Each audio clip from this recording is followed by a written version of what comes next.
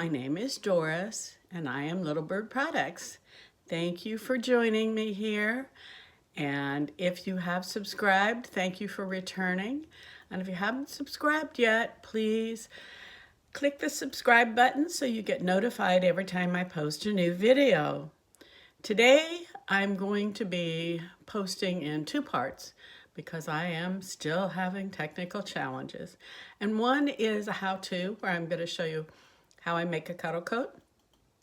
And the other one is going to be where I am at with what I was working on for this week and a recap of what I got finished. And I'm very happy to say I had a super productive week, except for yesterday, Sunday, when I tried to record my full video. It was going to be a long one, and I just couldn't get it to save, so I broke it up into two parts, kind of like I break down my projects. Anyway, enjoy!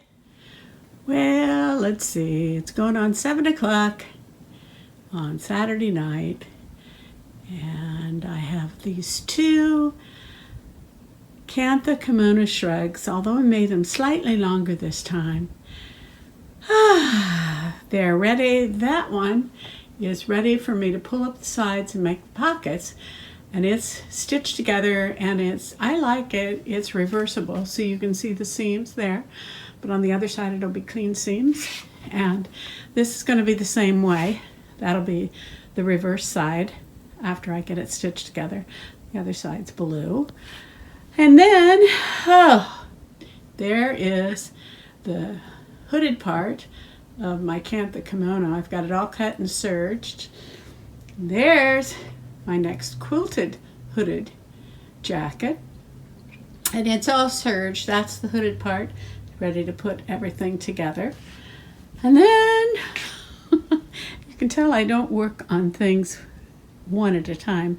I try to do stages, and I try to do all the serging at once if I can. And then this is my denim and Cantha jackets.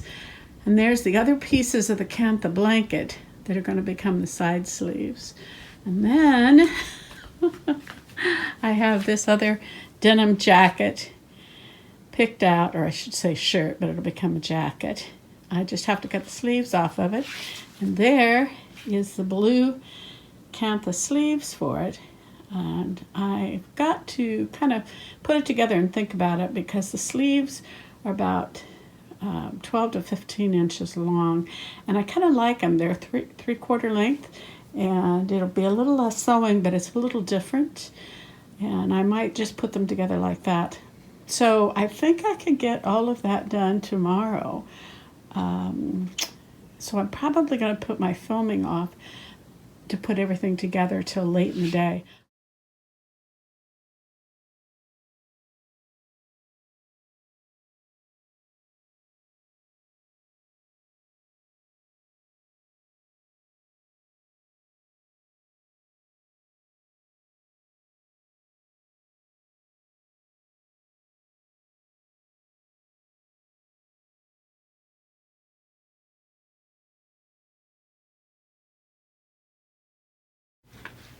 And this has to be my favorite piece that I made this week.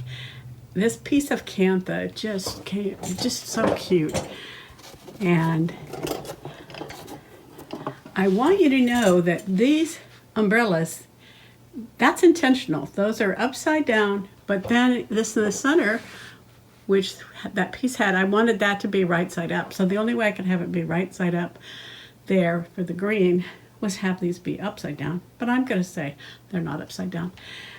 And this, I still have to put the pockets on it. I'm going to try it on one more time, and I may do the same thing with the sleeves. What I may do is tuck them under and do a couple of stitches so that you can wear them under, you could turn them up, or you could just snip those stitches if you like it long. A lot of people with these, they like the sleeves long so that they keep their hands warm. And this one I'm especially proud of. I really like the way it turned out.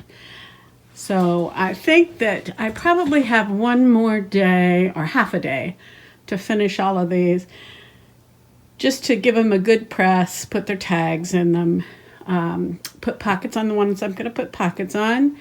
And the only thing that I really didn't get done, I wanted to do 2 more of these Kantha shirts. I should be able to do those tomorrow.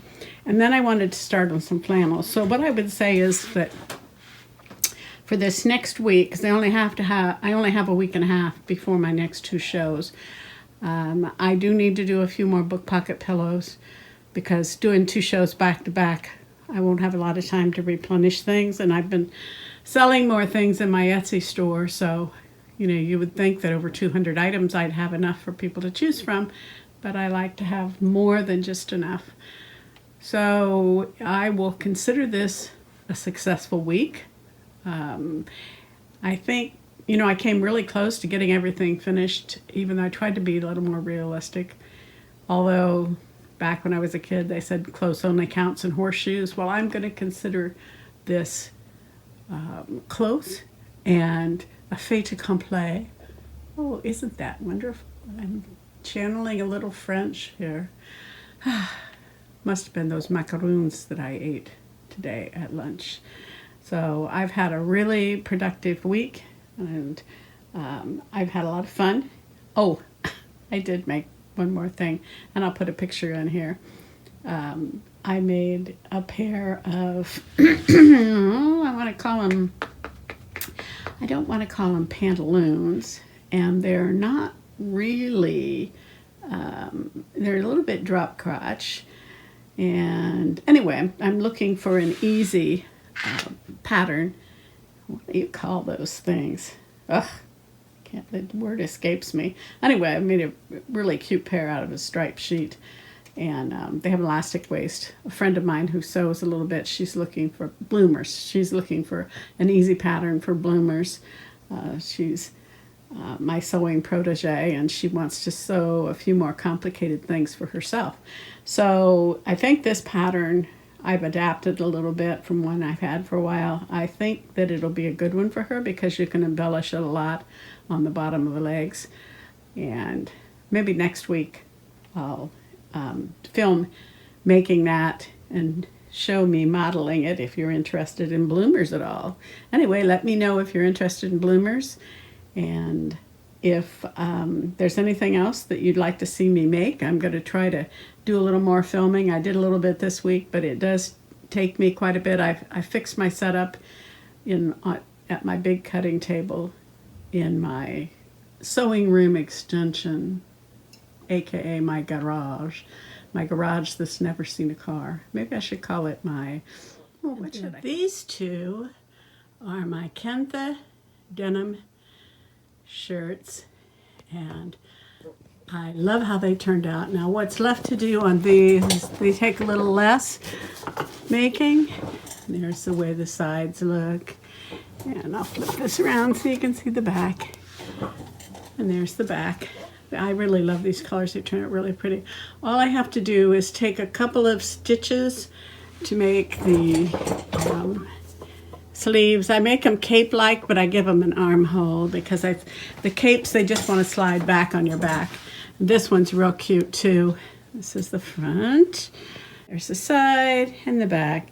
I made it a little high-low. I kind of like that every now and then. And again, I have to sew that there. That'll take a few minutes.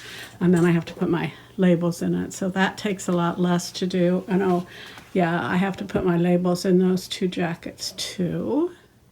Well, it's Sunday evening, and I should be resting, but I decided to record this. I am almost finished on this hooded jacket, and I'll turn it around and show you the hood in a minute. I just have to finish the pockets, and then I'm going to try it on again because the sleeves are a little long on these this time.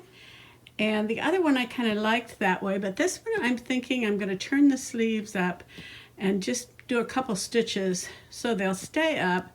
So if you want them cuffed, they can stay cuffed, or you can just snip those stitches. And there's the hood. I think it turned out really good. And then when you have a larger than a full-size quilt, you can make 2 things out of it. And so This is my zero waste French fold shrug. And it is zero waste because I don't even think, well, I might have enough to put pockets in this one too. I like pockets and everything. So I'll probably put the pockets right here. And this little puppy's not on wheels. And then another little pocket here. And the way these French fold shrugs are, let me turn it around so you can see it. They, see, they're really cute. Sometimes I put lace at the bottom, but I kind of like this one the way it is. They have these sides that are open, and you can make it look different by the way you move those sides around. And then a really good press. And then, in just a minute, I'll show you the other things I made. I'm not ready to take photos of them yet, but I wanted you to be able to see what I've made. So hang on.